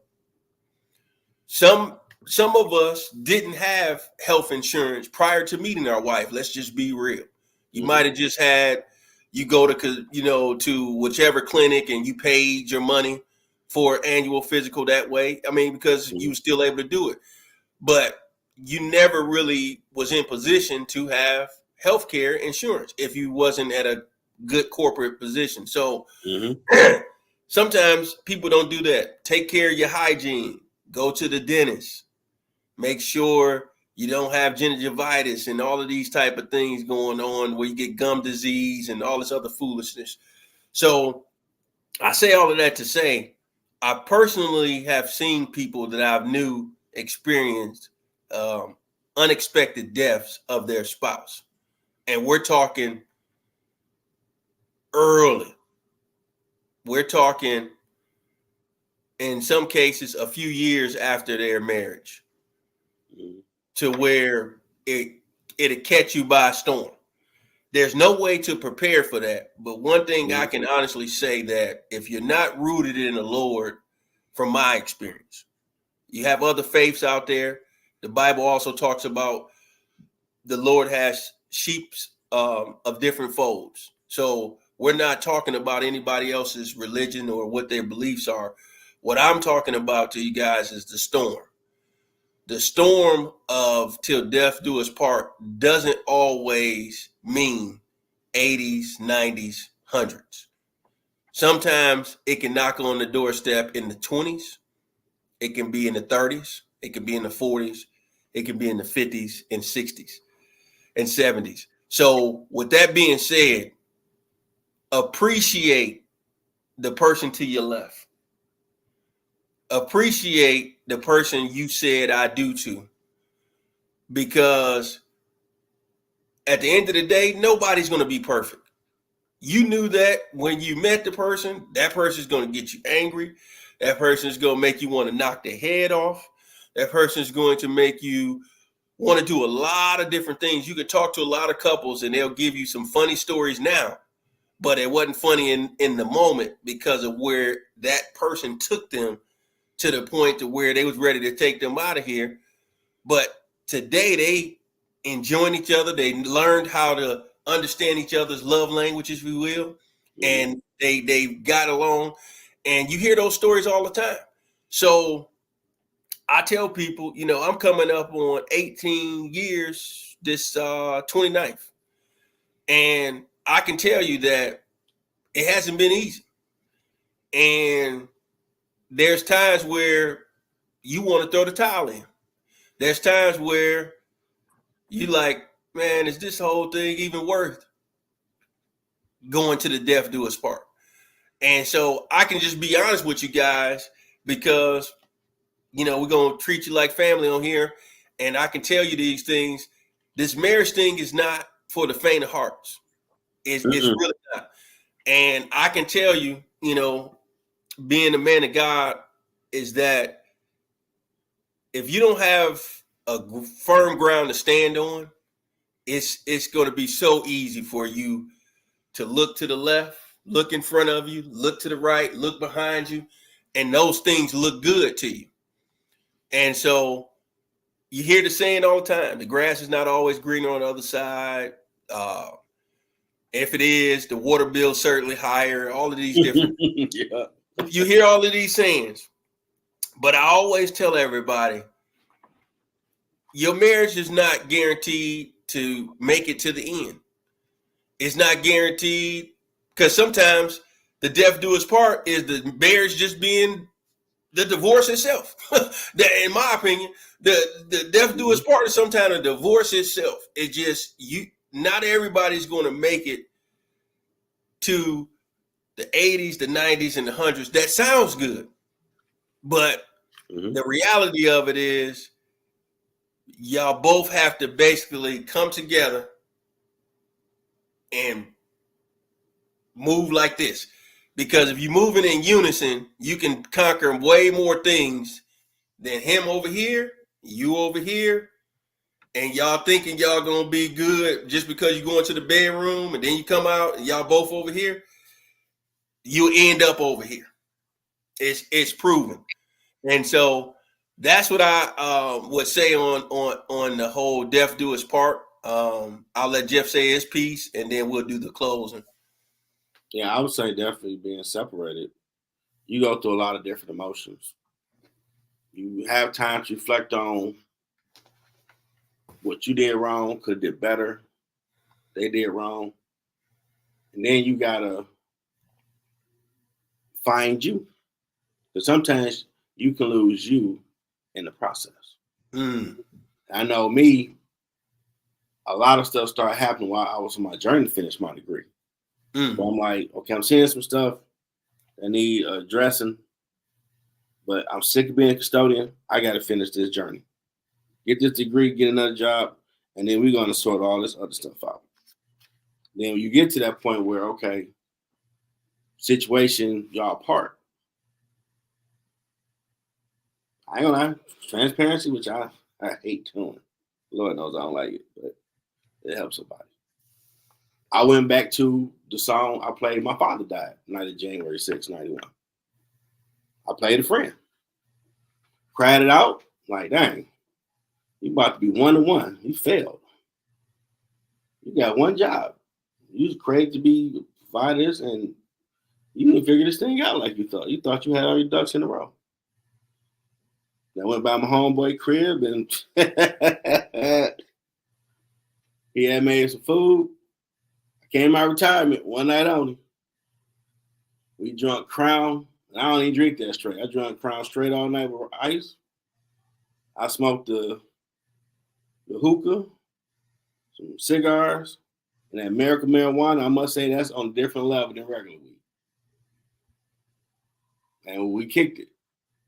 You know, his sister came through. We kept kicking it. I was floating by the time 2 a.m. hit. And the funny part, it was a medical marijuana. So I'm like, I'm drinking Crown from 5 o'clock, 2 a.m. I'm good. It's like what? Hookah, this is bull jive. But that American marijuana, toasty. Like, wow. Okay. You've done all this. This ain't always the best way to deal with things, but when you with your people, you might do some stuff. Now we got to start strategizing on what's next. Once you move out, it's you. What's next? And seeing all these titles and doing this, I started doing that to try to find a job when I first redid this. The first show, Middle Ground, summer 2020, we couldn't go nowhere. I didn't even think about that no more. I was thinking about, I need a job so I could do this. Well, now it's just you. Okay, you got to figure out life again. And it gave me time to have moments because you got to reflect on what got you here. And I'm like, you spent half your life so far chasing women. You ain't really been chasing Jeff. And that's when I rebranded Middle Ground and started working on the company. And along the way, I found my purpose in doing this that branched out to all this I'm doing now. And it's not a knock on my situation, but it showed even through that, I never stopped and really got on my why. What's my purpose? I'm helping everybody else, but not really helping me. I'm just get a job, get out of school, get out of Wayne State, keep moving. But when you get separated, you're going to have a lot of time to think about what got you here, what's next, how you going to move. And you might have people come along and they kind of put you on a Jedi mode of you reading stuff quicker, right? Nah, I ain't feeling what this person talking about. Nah, I'm good. That I was just chasing behind you all day and night. That was, oh, Jeff, I ain't doing that. I'm building something now. I got to see where this is going to go. And the people I started meeting, so I started looking, okay, would you get married again? I don't know. I put all that work in, feel like I waste a lot of time. And if you feel that way, that's a thought you might have. There's no knock on the person you was with, just you're evaluating, counting up the cost of what all have you done to what you are now, where you're going next. And then you start refining yourself, and God put people around me, keep around the Lord, keep a man focused, to where if you work it out that person, you might be a better person mentally and more mature, because there's probably a lot of stuff you really weren't paying attention because I do it like this and that's the only way I do it. I'm rigid. Compared to now, you're like, okay, Now, marriage is a different animal. You got to really be that CEO building up your situation. Like they'll say, good leaders are kind of servitude to their employees to help them become better. And you'll see the leadership through them, through the CEO. I think that'd be the same if you might try to work out your situation. You're going to come at it with a different perspective of, okay, I did it this way, but it got to be a better way. And definitely for counseling, communicate, and hopefully y'all can get to 90 years old, looking back on them bumpy roads. And then if you don't, learn from it. Take time to heal and for yourself. I think a lot of people start having fear of being alone, break up, jump right in with someone else. Like you've been through hell and high water with that person. You just jumped to somebody new. Take time for yourself to deal with, to grieve what you've been through and let go of it and forgive yourself and them and not move forward. I think that might be a critical part why today's world marriage is conditional. Because you ain't taking time to stop and refine you. Because some situations can alter who you are because you're not taking that time for yourself. And that's important. And then you're going to have time to listen to the Lord on what you need to do going forward to where you can meet someone new or work it out with the person who's with and be better next time around. Hey, you just said a mouthful there. It's so many things that you said in there that was powerful. I guess my closing remarks on that would be 2024 dating in itself is different. Mm-hmm. That's all I hear.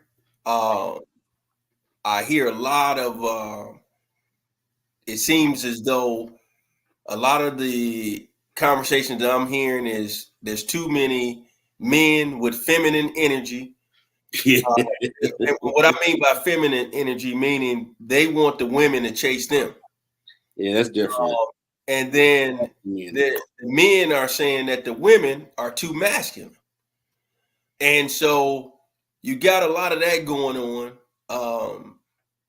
So it's not really like a ladies vibe that you're getting. That they're getting that masculine energy, and it's causing the men to not want to commit to that. And so I understand people grow up in different households, and she might have grew up around 7 brothers or 7 cousins who were like brothers to her. And she had to learn how to fight. She had to learn how to do the rough things in life because she was around all of those guys. She didn't have a lot of female energy in the household.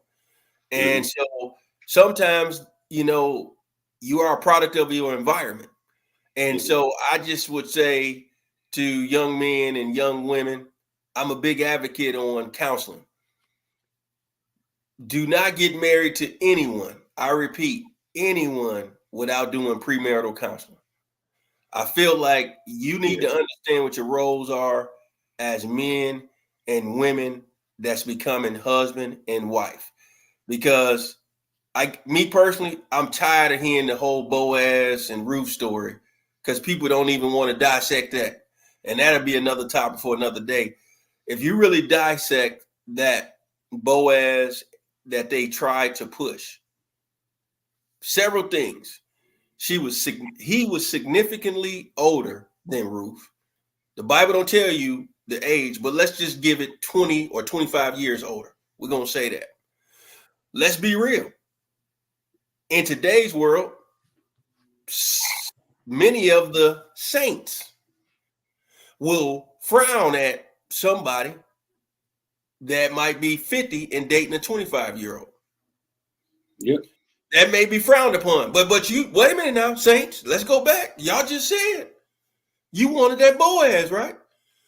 So, and the reason I know this, if you look at what he said when she was trying to pursue him, and let's talk about that. Ruth didn't wait around to be found. She strategically, her and her former mother-in-law strategically put her in position to be noticed by Boaz. So, ladies, you keep saying, where's my Boaz? Where's my Boaz? My question to you is, where are you going to meet the men that you have met in your past that didn't work out? Where are you meeting these men and everything like that? Because if y'all really, I'm going to give y'all a little inside scoop. Y'all really want to go out here and date some real six-figure men? When the last time you've been to a tech convention that's out there in Vegas every year? And the technology and things, the elbows that you will rub, you will start seeing you're not messing with people who not making, big money and things of that nature. You got to start being in rooms and places that have the type of individuals that you so-called claim that you're seeking. We got to stop the nonsense of thinking somebody's going to magically appear to your doorstep and have 6 figures, 6 foot tall or taller, and 6 inches or more. Come on, man. In the bedroom, you guys got this old fairy tale list of things, and I just feel like more women have to be realistic and saying what it is that they want. Okay, you want a man of God? What does that mean to you? Because you're gonna need more than that. Does that man of God have to be highly involved in his church? Does he have to be a deacon? Mm-hmm. You need to know what that is. Because if not, you will end up falling for anything that the dude is saying. And this is how some women get messed up in the dating game, because your discernment and your intuition is not where it needs to be, because you're falling for words and you're not falling for actions. And this dude's go to church for that, just to sleep with women. I'm trying to tell you, wolves in front row, jumping up down like get the Holy Ghost. I got her. And be hitting it in 2 weeks and moving on to the next one. Moving on. But he was in church. He was a wolf. You gotta be careful. You gotta be careful dating in 2024. Mm-hmm. So that's what I would say. That instead of us just saying it to you guys, we going almost 2 hours. Look deep before you leap. And what that means is dissect the vows. Go deeper. When you go into that premarital counseling, ask questions to that pastor with him and his wife. What are your experiences when this particular situation? What is this in this particular situation? And they may not have never experienced that, because when you start dealing with people who just know nothing about church, there are certain things they may not can relate to. And they just got to be honest with you and just say, hey, I've never even been in that position. Instead of just selling you with some scriptures. And if you notice, Jeff and I never quoted any of these scriptures or anything like that, because I want to come down everybody's aisle, no matter where you are. You're the non-believer or the believer. I want to come down your aisle so you can take the principles that we give you and realize that this thing is not about, whether you're a Christian, whether you're a different denomination or whatever it is. It's about doing this thing the right way. And I feel like if we were going to be on a basketball team or a baseball team, they hold practices for a reason. They're getting you prepared for the game, because you have to go 9 innings. And in some cases, it has to go to the 10th and the 11th inning, just because of the circumstances and the score being tied and things like that. So what we're trying to tell you guys is, if you want to win this game of life called marriage and make it to the death do us part, there's things that you have to do intentionally to be happy. And if both of y'all not on that, doing things intentionally to be happy, you might want to reconsider everything that y'all talk about. Because I'm going to be real. If y'all really want to just have this old magnificent wedding day, go take an acting class and let my boy Snipes build y'all the perfect set, and you can go and get that dress and let somebody dress up in the suit, take your pictures, and live your life. Because it ain't gonna be peaches and cream after that day that y'all say I do. That's when y'all thing gets real. I call it the fairy tale ends and the reality begins. And that's what I'll say. That's my ending words there, folks. And shout out to our friend Don Snipes. He's doing a lot of great stuff with his acting and directing. 100%. Snipes, what up, though, bro? I'm going to hit you soon. Yeah. So we never hope this help. Honestly, because in my opinion, churches are not really having these real conversations with people. It's more, well, the word do say that, but they need to figure out how to apply that to their daily life. You telling them your grind to who you are now. Yeah, you 6-figure pastor, you and the wife good, but you ain't telling me I was homeless. Nigga, I was fighting with relatives because you found out he abused your wife back. Y'all went through all the hell before y'all got to what y'all look like now. Y'all ain't painting that, giving that backstory. So they know, like, oh, I'm at that point right now. Oh, dang, I'm at that. Oh, you have been through what I've been through. Okay, I can feel what you're talking about now. I believe it works because you kept saying, I kept leaning on God. Here, I kept leaning on God here. That got me here. But they don't hear it was a struggle.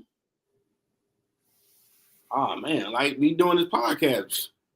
I appreciate people saying, oh, you look like you a maestro with the orchestra. I was getting a lot of getting out of the mud, figuring this thing out. Researching. Everything takes work. If you can just like that, God bless you. But everybody's situation ain't gonna be like that. And that's the more reality of marriage. There are going to be some pitfalls. Everybody have a Job test. But it's how you deal with it. Mm-hmm. And if you can deal with it, contain it, because if you the head, she gonna be looking for your strength. So you need to be keeping your eyes on God for direction. So you can keep y'all like this. I might do like that a little bit, but if you on your grown man business, nope, this is what we doing. We ain't going nowhere. We good. And through it all, dang, he got a vice grip on. Yeah, we ain't going nowhere. But today's marriage, oh, you lost your job. You got demoted. So you making 100,000. Now you at 90. Oh, yo, bitch ass bum. I'm out. 10,000. I'm still making 90,000. Nah, get your hand away from me. I'm out. I'm out the door. And then you talk to your homies, and your homegirls like, come on now, boo boo. You didn't know that about that person. Now you drop 10 grand from where you at. They out the door. Come on, man. This day we hung out. That day they showed, like, get your head off the clouds. Get to reality. Because God, I believe he going to show you that curve. Hey, life about to happen. Get ready. You just don't walk up. Devil just don't walk up and slap. I'm sorry. God, if you paying attention, God give you a warning. Like you said, hey, get home, that storm coming. You get that warning. Now you keep acting like, I don't see nothing. Oh, I guess we gonna start paying attention.